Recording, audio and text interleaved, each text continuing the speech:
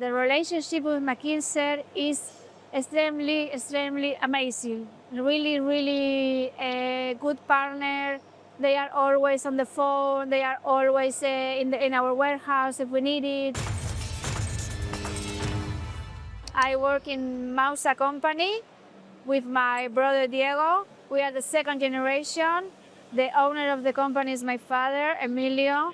And now we are doing different things because we are a traditional mechanical mold factory. My brother and I introduced the 3D, knowledge in the company.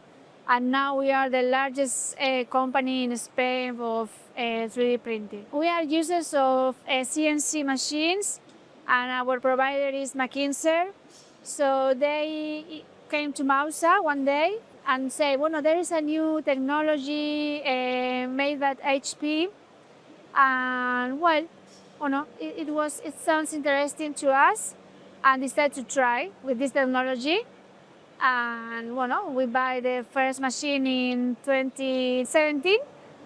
Until now, we have 5 machines from HP. The relationship with Maquinser is extremely amazing. Really a good partner.